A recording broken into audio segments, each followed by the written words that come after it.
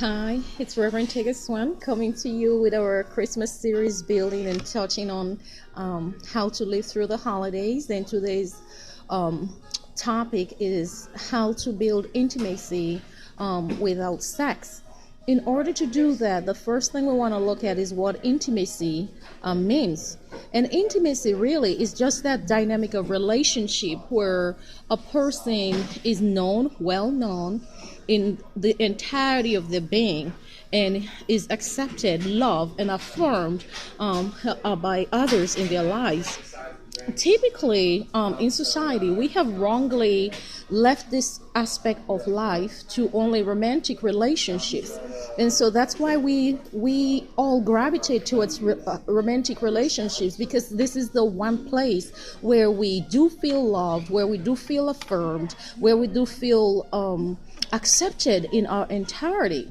However, when we look in the scriptures, we see that it's a different thing occurring. Because if the only place you can be loved, the only place you can be truly known, the only place you can truly be affirmed is in a romantic relationship, why then? Why then would Jesus say to us that God has created some people to live as singles and it's okay? And why would Jesus himself even be single? Is it then that God is kinder to some people, wanting some people to be known, affirmed, loved in their entire being, and whereas others are not like that? No. The dynamics of intimacy is something that God intends to fill every aspect of human relationship. And that's why Jesus Christ was able to live on earth as a single man and not feel like he was deprived because he didn't have a romantic relationship or a sexual relationship. And that's why people like Apostle Paul were able to do the same thing. So what is it about intimacy that we can learn to build upon for our lives so that we are not wrongly running after sex? Because sex is a physical act. It's not necessarily the provision of intimacy. It's just that in that moment when you're having sex, it does feel like for that single moment, someone wants you, someone desires you, someone affirms you. And sometimes it's for the wrong reason, just maybe for a booty call. Let's be real. So what is it about intimacy, and how can we achieve it in our own lives? I want to take you again back to the example of Jesus Christ. When we look at the life of Jesus Christ, we see that Jesus himself had intimate relationships.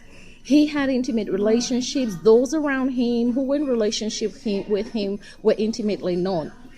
Just to take us a little bit, I think about the life of Jesus with his disciples. They were together 24/7.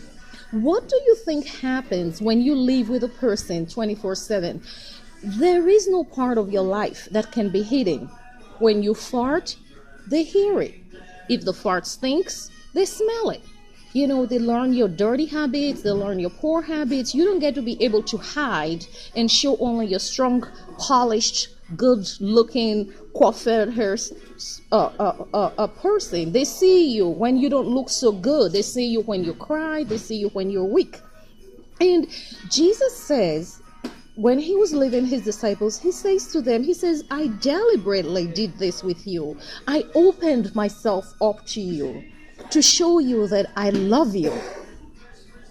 And also, you want to think about it. The disciples on their own, there is no way they could have lived so close to Jesus without also being revealed in their weaknesses, in their strengths.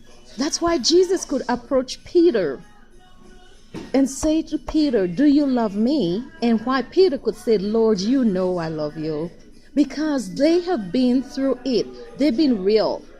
So what it is really is this is the portion of our lives when we are well known and we are loved. It gives us the power to feel like we are something in the world. And this is what God does for us and what he wants us to do for one another in the world. And it can be done. It will, can, should be done without sex. So how do you as a single mother build this kind of intimate relationships that are not looking for their fulfillment in sex? It does do the same thing that Jesus did. You got to build community. You got to build community for yourself. And how do you build community? You have to find the people that allow you to be real around them. If every time the people you hang out around cannot tolerate love, or they love you a little bit less when they find out you have a weakness, or they are ashamed to hang out with you because you are a single mom, and they are ashamed that you cannot afford the expensive things they can, that's not the right community for you.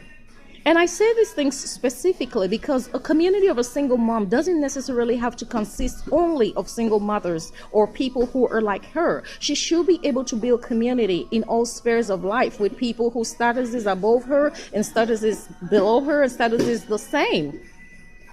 And yet, the strength of those relationships should be the same. Because here we're talking about people who are willing to see you as you are and still love and affirm you and be there for you. And so you have to look for this in your life. And you can do this starting with, first of all, getting to know who you are. Who are you? A lot of times we do not present who we are to the world. We hide ourselves and we want to present something else to the world. But the first place to start in knowing who you are is on your knees, asking God. I remember praying this prayer many years ago when I first became a single mother. I prayed David's prayer. It says, God, reveal to me myself. Reveal who I am to me. And I learned to know myself, not just in my strengths, but in my weaknesses. Because I need to be able to own who I am in my own entirety in order to be comfortable being around people and letting them see me as I am, and not having to change who I am in order to be loved. And so in that context, when you discover who you are, affirm who you are, love yourself, who you are, for who you are and as you are, you're going to find the confidence to be around people as you are. And it's going to be easier for you then to see people who truly love you for you, not people who are trying to use you, not people who belittle you. And as you do this, you're going to find out that you are satisfying that need of your soul to be known, to be loved, to be affirmed just as you are. And that's the way God loves us.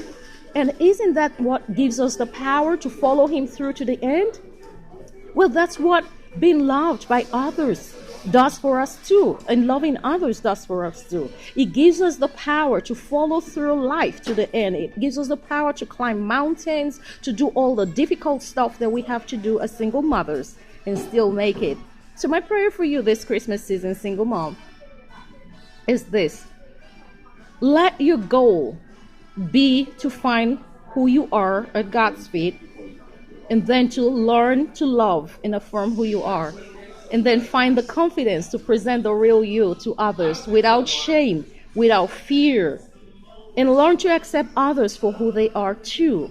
And together provide strength to walk this road of life together. Thanks for listening. Next week is a Christmas episode, so tune in and let's get some cheer going. And I hope you are making it through this Christmas season with God's grace and standing strong. Community of single moms, you've heard what I said today. Are you loving single mothers as they are? Or are you coming to them with a mind frame of the stereotypes that you have read about them? It's important for you to see and love single moms as they are. Don't ask them for a perfection that you yourself cannot give. They are people. They are lovable and they matter. So let the single moms in your lives, in your churches, in your communities know that they matter and they are worthy just the way they are, by you allowing yourselves to be the community that they need. And so through that, you give them strength and let them experience God's grace through you to make it through. And I'm very certain you too will be experiencing strength and God's grace through them to make it through your own situations. Thanks for listening. Don't forget to share these videos with your friends and communities. God bless you.